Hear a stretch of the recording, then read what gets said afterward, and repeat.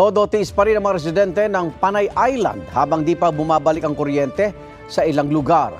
Kumustahin natin ang sitwasyon doon sa unang balita live ni Zen Kilantang ng GMA Regional TV 1 Western Visayas. Zen? Igan, para maiwasan na maulit ang voltage failure, patuloy na isinasagawa ng power distribution utilities ang manual load dropping. Dahil dyan, patuloy na makakaranas ng kawalan ng kuryente ang ilang lugar dito sa isla ng Panay.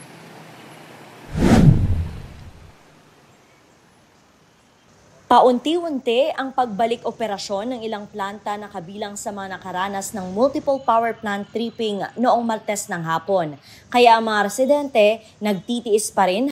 Kami nagpinulaw gid ka pamaypay sa amon kabataan.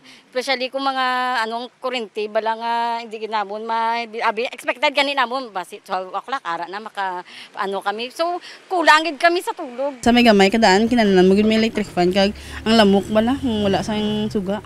Ang mga nagtitinda sa palengke, nangangambang mabulok ang tinda nilang frozen goods dahil walang kuryente. Wala na sir, ice tea, wala ta kabalo ko ma. Doga, no lang tani karon kung ma-okay o hindi ang suga. So far may ara pa man siya ice, malamig-lamigan. Sa San Jose Antique, hindi suspendido ang klase kaya sa ilang paaralan, sa halip na lapis o ballpen ang hawak ng mga estudyante, pamaypay para pamatid init. Sa Aklan, apektado rin ang mga negosyo dahil sa power interruption. Sa monitoring ng Malay LGU, stable na ang supply ng kuryente sa isla ng Boracay.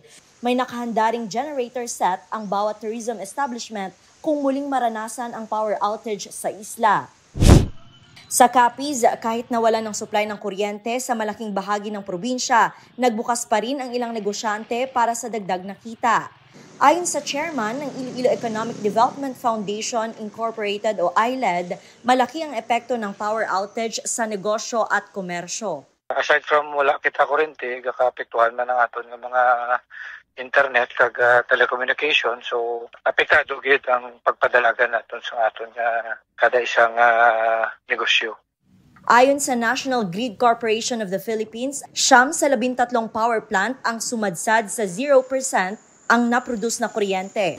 Martes ng tanghali, nagka-issue ang boiler feed pump ng Unit 1 ng isang planta ng Panay Energy Development Corporation o PEDC, na sinundan ng isang unit ng Pump Conception Power Corporation at isa pang unit ng PEDC. Damay na ang buong Western Visayas. Ngayong araw, nakatakdang makipagpulong si Governor Arthur Defensor Jr. kay Secretary Rafael Lutilla ng Department of Energy at mga kinatawan ng NGCP at power sector upang pag-usapan ang nagpapatuloy na power outage sa isla ng Panay.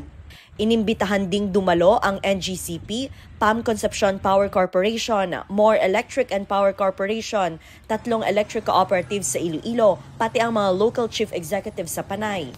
Ayon sa gobernadora, krisis ang nangyayari kaya dapat pagplanuhan kung paano ito masusolusyonan. Si Mayor Jerry Treñas, hihingan daw ng paliwanag ang mga opisyal ng DOE at NGCP sa gagawing forum.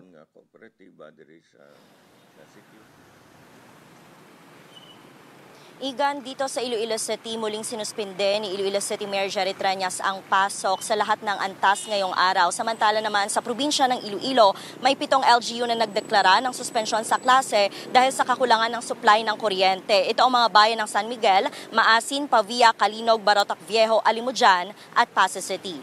Igan? Maraming salamat, Zen Kilantang ng GMA Regional TV 1 Western Visayas. Tiniyak ng Energy Regulatory Commission na ginagawa nilang lahat para maibalik na ang kuryente sa Panay Island sa lalong madaling panahon. Sabi ni ERC Chairperson at CEO Mona Lisa de Malanta, naiintindihan nila ang perwisyong dulot nito sa mga consumer. Nakikipag-ugnayan na raw sila sa National Grid Corporation of the Philippines at Department of Energy. Inatasan na raw nila ang NGCP na mas dalasan pa ang pagbibigay ng update. Kabilang ang restoration efforts. Ayon sa NGCP, 300 megawatts ang kinakailangan para mag-stabilize ang kuryente sa isla. Sa ngayon, naglalaro sa mahigit 200 megawatts pa lang ang naisusupply ng mga planta. Mga mga kapuso, para una ka sa mga balita, mag-subscribe sa GMA Integrated News sa YouTube. Sa mga kapuso abroad, subaybayan niyo po kami sa GMA Pinoy TV at sa www.gmanews.tv.